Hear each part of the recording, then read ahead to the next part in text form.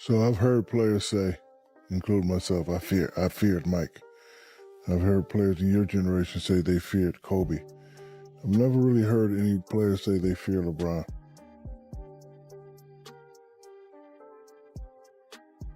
The NBA used to be pure warfare, a place where legends were built or broken. But now, the so-called king is out here dancing before the game even starts, acting like he's the GOAT just because he stuck around long enough to break a record that Michael Jordan would have crushed in 8 seasons or less playing in today's game. But that's not even the craziest part. What Shaq said next, you are not ready for this.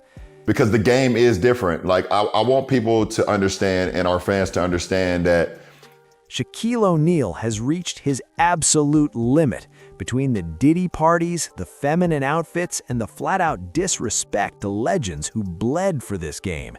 Shaq is finally telling the whole truth, and by the time we finish, you will see the big lie that LeBron's career has always been.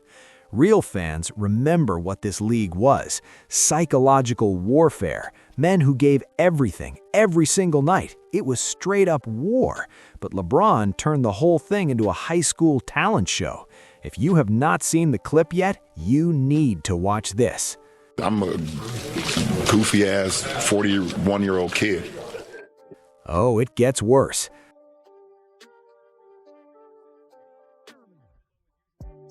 The Lakers were scrapping for their lives in the standings, and LeBron walks up to that mic and tells the whole world he is just a goofy 41-year-old kid. This is the guy the media keeps throwing in the same breath as Jordan and Kobe. Shaq did not lose respect just because of rings. He lost it because your king cares more about being a clown than being feared. Think back to pregame in the 90s. You never saw Mike out there doing some choreographed shimmy. You saw a man running on no sleep, puffing a cigar, staring straight through your soul, picking which part of your career he was ending that night. You stepped to Kobe, you got the Mamba stare, that icy, unblinking death look that made grown men completely blank out and forget their playbooks. But with LeBron, you get TikTok dances. You get these painful warm-up routines where he's out there shirtless, trying to impress the cheerleaders in the front row. This was hours ago here at the arena. LeBron James going through what looks to be a... And don't even get me started on that new Lakers warm-up that looks like a middle school drama club rehearsal. What even is LeBron James's new warm-up routine? Basically, LeBron throws up the basketball as high as he can, and once it lands, everyone on the team squats with him. And then LeBron just trots off. Shaq has been the loudest voice on all of this, and the big man is just saying what every smart person is already thinking. Shaq said it straight up on his podcast. When you look at those cringe videos, you realize exactly why. I've never really heard any players say they fear LeBron. To Shaq, the GOAT title is not some popularity contest. It is about pure dominance. You cannot be the king if everybody just wants to be your best friend. Back in the day, if a legend caught you dancing before tip-off, they took it as a personal insult. They would use it as fuel to drop 50 straight on your head. But LeBron built an entire culture where being goofy is just a brand. And it gets even worse, because this is not just about personality, it's a total lack of presence. Even KG basically admitted the Celtics never feared LeBron back in those days. KG's whole point was dead simple. They broke him in 2010 because nobody in that building was scared of him. Broke LeBron. In Game 5. So get your to him, okay? The media and the league knew that they had an agenda in which we wasn't part of the agenda. You understand? That's how they ended up winning that series. Yeah, I said it. We didn't give a about LeBron. We didn't fear LeBron, and we didn't think that he can beat all 5 of us. Compare that to the stories about Jordan's aura. Players were literally terrified to check into the game just because MJ was standing on that floor. And fans have been having a total field day roasting LeBron's new forced warm-up routine. This is not just cringe, it is flat-out distracting. While teammates are trying to lock in mentally, the supposed leader is treating the court like a stage for his next viral moment. Shaq's whole philosophy was always focused destruction. Get to the arena, break the rim, go home. Not some 10-minute dance number. This is exactly why the fear factor is at 0. You simply cannot be scared of a guy who calls himself a goofy kid right after his team just lost. When Jordan lost, he was a complete nightmare for 3 straight days. When LeBron loses, he is out here still performing.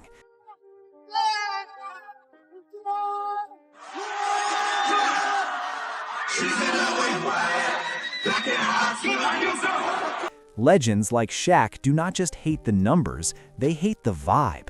They hate that the guy supposed to be the greatest of this entire era has the mental makeup of a teenager. But that is not even what finally made Shaq snap. The real moment legends completely checked out on LeBron was not a missed free throw or bad defense. It was 2016, right after the Cavs pulled off that 3-1 comeback. LeBron stared dead into that camera and crowned himself. Did not wait for the legends to speak, just flat out decided he was the greatest of all time. That one right there made me the greatest player of all time. For That's so what many I felt. reasons. In Shaq's era, you never crowned yourself king, you made everyone admit it by destroying them. MJ never begged the media, he was too busy going 6 for 6 in the finals making Utah lose sleep. Kobe, 5 rings, 0 self-coronations. But LeBron needs the validation, needs the marketing, needs that chosen one tattoo so nobody looks too closely at the actual resume. The media loves selling us LeBron as the GOAT because his career lasted longer than a Marvel franchise. Sure, he's the all-time leading scorer, but it's basically a participation trophy. LeBron played 23 seasons for that record. Jordan won 10 scoring titles in 11 seasons. LeBron has 1 scoring title in 20 years. Let that sink in. And at peak dominance, Shaq was a cheat code. 3-peat Finals MVP every single time. Meanwhile, LeBron's finals record sits at 22-33. When the lights are brightest, he's statistically more likely to lose. The real crime Shaq can't forgive? The manipulation. Bird, Magic, MJ stayed in the kitchen until they learned to cook. LeBron, he gave us the decision, the most narcissistic hour in TV history, jumped to Wade and Bosh because he couldn't beat Boston alone, then ran back to Cleveland for Kyrie, then hopped a jet to LA for Anthony Davis. Shaq sees it clearly. He didn't dominate the league, he manipulated front offices to stack the deck. That's why Shaq left LeBron off his all-time starting 5 entirely. And the audacity of LeBron claiming 82 games today is harder than the 90s, sitting on the Mind the Game podcast with a straight face saying pace and space is harder than surviving Bill Laimbeer elbows, that's gaslighting. Back then, the paint was a crime scene. Legends iced their whole body in buckets just to walk the next day. Shaq's response was simple. LeBron only plays at 41 because the league banned defense for him. No freedom of movement rules, no flagrant foul protection. LeBron's in a wheelchair. Meanwhile, Isaiah Thomas won rings on one leg. The 2004 hand-check ban and defensive 3-second rule didn't just help offense, they deleted the alpha defender.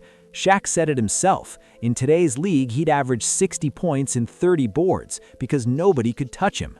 But the dancing and the soft era stats aren't even the darkest part. This is where LeBron lost the respect of every legend alive. While MJ and Shaq built empires they actually owned, LeBron was auditioning for a Hollywood celebrity seat. And then there's Diddy. That video of LeBron on IG Live grinning and yelling "Ain't no party like a Diddy party" has become the biggest stain on his entire legacy. Everybody know ain't no party like a Diddy party, so. Yeah, that's what's up. Yeah. In the 90s, alpha stars kept their circles tight and their business private. But LeBron didn't just attend the parties, he was the biggest hype man for a culture now being exposed for freak-offs and humiliation rituals. Then came the photo that broke NBA internet, the maid outfit. Marketing joke or not, this is a clear humiliation ritual. Can you imagine MJ, the man who'd bet everything just to prove he was alpha, letting anyone put him in a dress? Can you imagine Kobe playing dress-up for a movie deal? Never.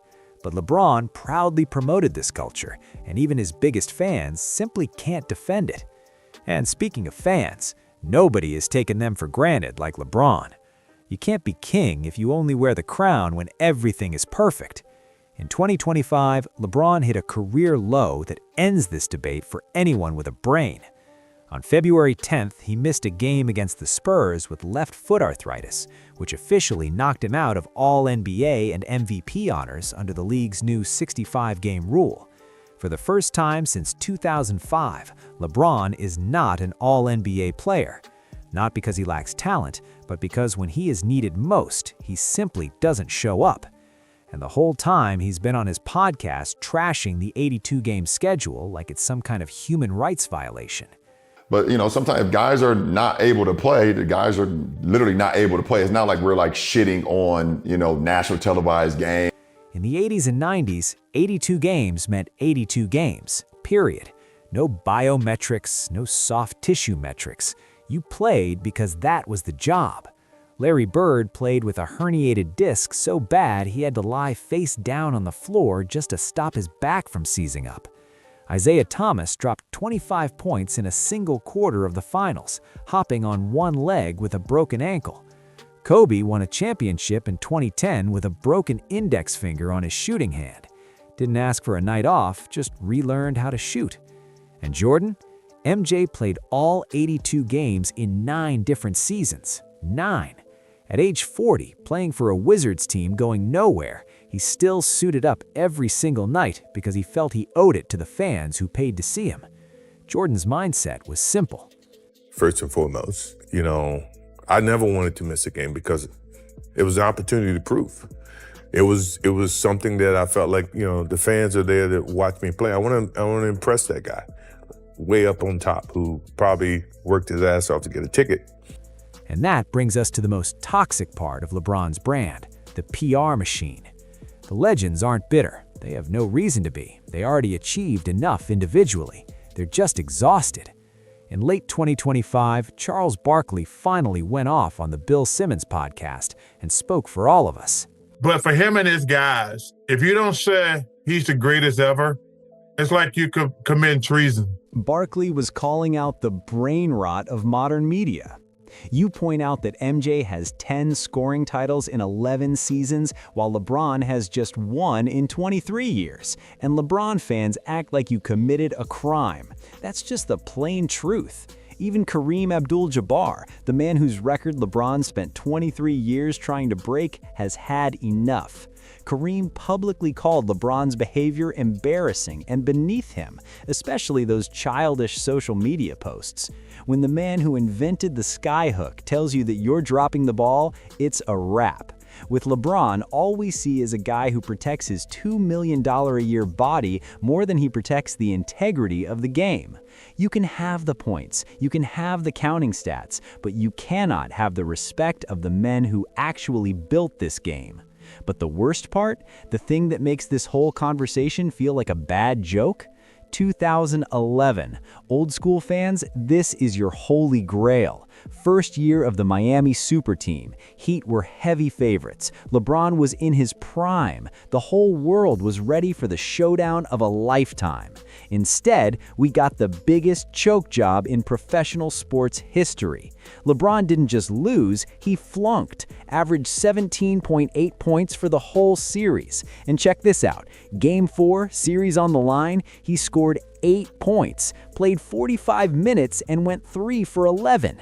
Can you imagine MJ or Kobe putting up 8 points in a finals game? Never. They'd rather go down swinging. LeBron was deferring to role players in the clutch, averaging 3 points per fourth quarter. The man the media calls elite was getting outscored by 5'10" J.J. Barea and Jason Terry. And the leadership? Before Game 5, LeBron and Wade were caught on camera fake coughing in the hallway, mocking Dirk's 102-degree fever like middle schoolers. You know what Dirk did? Dropped 29 points in Game 5. Dallas won the series, Dallas won the championship. That is how a true legend responds. But it gets worse. This is where LeBron ruined the league for a lot of people. The NBA used to be about competition, ego, and destruction. Shaq took things so personally he'd invent beef just to destroy you. But LeBron pioneered this buddy-buddy culture where everyone is a brother and nobody wants to hurt anyone's feelings. When you're hanging out on yachts and drinking wine in the off-season, who are you actually trying to destroy? The competitive edge is dead, replaced by brand management. And speaking of brand management, we have to talk about Clutch Sports. Behind the scenes, LeBron built a narrative machine that would make a politician jealous. Through Rich Paul and Clutch Sports, they created a media shield that protects him from any real accountability. In 2026, we're seeing it in full effect. LeBron wins, he's a genius. LeBron loses, suddenly it's he doesn't have enough help, or he's 41, give him a break. Rich Paul turned player empowerment into player manipulation, moving pieces around the league to make sure LeBron always has a safety net. It's not about who's the best anymore, it's about who has the best PR team to hide the flaws. And that is why Shaq made his choice. It was never about points or longevity, it was about the soul of the game. Shaq doesn't hate LeBron's talent, he hates that the most gifted player of this generation chose to be a celebrity instead of an actual basketball player. Please do like and subscribe for more interesting videos like this.